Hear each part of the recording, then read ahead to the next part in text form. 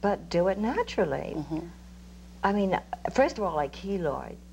Oh. So I'd be a real pretty tic-tac-toe board. Ooh, yeah, that would be bad. You can't do it if you're keloid. No. No. See, I didn't know that. Yeah. Yeah. So well, us dark folks, honey, can't. Don't I know? I keloid keloid too, I know. Well, you should know that. Well, so you didn't, you absolutely did it all through discipline and torture. I did it my way. I did it through stubbornness, desire, hard work. Then it got to a point where my Weren't you worried about perverse sense of sagging and humor. flab and stuff? Weren't you worried about that? I did exercise.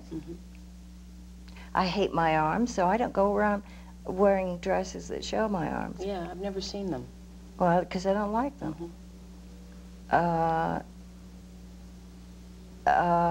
What was I saying? You said you didn't have anything done. You just did it through discipline? I have big arms, and no matter how much I try and tighten up, my arms are too big. They're too fat. So I don't show them. Even when you were at your heaviest, and you know what amazed me is you gave actual numbers.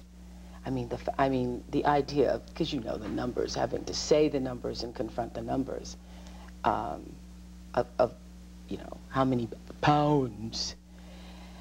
Even when you were at your heaviest, you knew you were coming back to this. You knew this was coming back.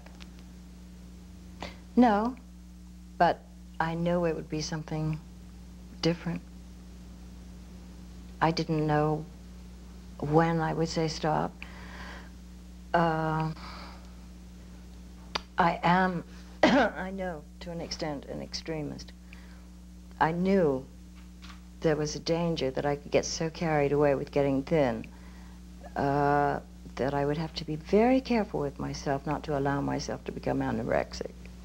That I would start thinking, oh God, if you look terrific in a size 4, wouldn't you look better in a size 2? Well, actually, I should be a size 6. I should not be a size 4, because I don't think it's pretty to be too thin either, especially when you reach a certain age. You think it makes you look older when you're too thin? Yeah. So, when you were at your heaviest, even though you were seeing yourself through what you call obese eyes, you knew that you weren't going to be there always? You knew that you were going to get better? Not during the period when I was obese for like 3 years. I was just me.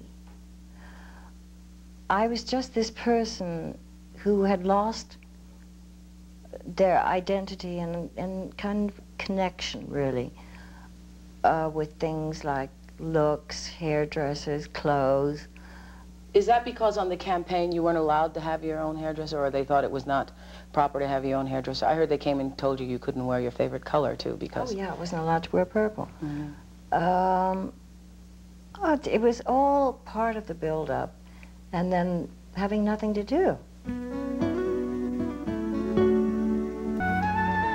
You know, I can't imagine. I've read stories of the two of you in the supermarket shopping, and I can't imagine. You used to do your own shopping? Oh, that used to be one of my big highs. I loved it. I love going to supermarkets. I mean, and I'd never been able to before, so I love that. So in Virginia, you'd shop for yourself? Oh, yeah. And would... That was a big kick for me. Oh, and would the checkout girls just flip out? No, I was Ms. Warner, honey. How did it begin? I mean, what started the downhill slide for you? Oh, it was a combination of things. And, again, it doesn't really matter. You know, those were just a group of circumstances on my palette. Right. Because the same thing could have happened under different circumstances. Exactly. Exactly. Because a lot of what you say in the book is that it started in Washington.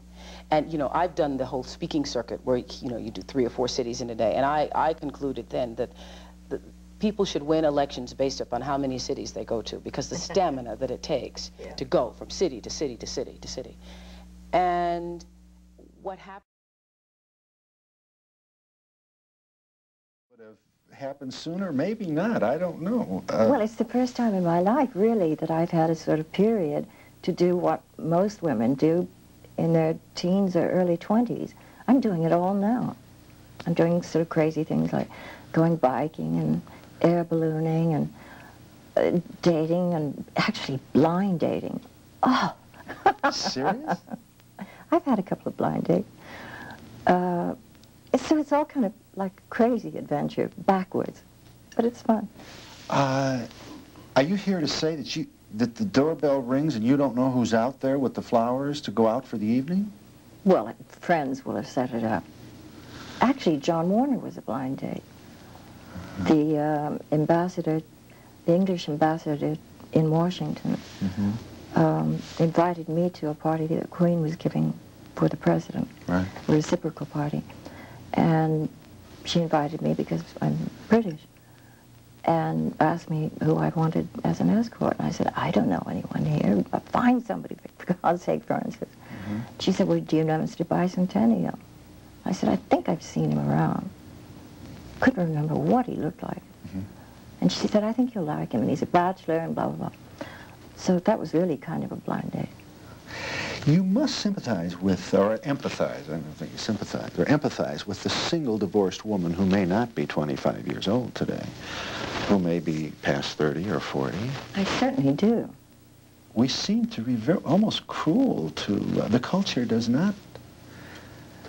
Now that I think of it, I don't know how you would necessarily, maybe a blind date is the most practical way for you to enjoy an evening out. And if that's true, that's really too bad. The culture shouldn't do this to single women. Well, no, that isn't true. I hate blind dates, really. But sometimes you have to trust your friends. And if they know somebody that they think you'll get along with, it's either sit at home and watch TV or take a chance. It's not important to you that you have a date. You're comfortable on Saturday night now without one. I assume you... I'm usually pretty busy. I don't find it a problem. But this can be a very rough town for women. Most of the men are, most of the attractive men are married. Like you, Bill. Thank you. So inconsiderate of you. Well, I'm very flattered. I will say that, just from a political perspective, you impress everyone you meet as being very happy, very centered. But as you look back on your own career, do you ever feel just a little bit angry at all the money you brought in for all those men with the cigars? No. They're wealthier than you are. That doesn't bother me. No, at the time, the thing that did bother me was being treated like a commodity. I finally got away from MGM and was one of the first ones to start my own company and make my own deals and go without an agent. And I enjoyed dealing with the studios and telling them where to go. That was nice. And I was quite a good businesswoman. You say was. You must consider yourself a businesswoman now. Well, yeah. And pardon this preoccupation with, I think you must understand it and you'll bear up. Marriage is not in sight and that's okay for you? I mean, do you expect that... I think I'll probably get married again one day before I die, but there's nobody in sight, there's nobody in mind. But it wouldn't surprise me if it happened. It wouldn't surprise me if it didn't happen. But you are at this moment more comfortable single than you've ever been in your life. I assume you would say that. Is that so? Yeah. Didn't you have to be married? Weren't you kind of a marriage Yes. needful? It was like, you know, if you fell in love and were close to someone, it was automatic that you got married. That was the way I was brought up. That was, those were my morals, and it just, no matter how old I got, it was still like, you know, I had to legalize it. And that attitude lasted up through John Warner. Yeah. And it's different now. I'm trying to grow up, Is that how you see it growing up? being more independent and more sure of myself, yes. Not so dependent on having a man around. You're size 6, true?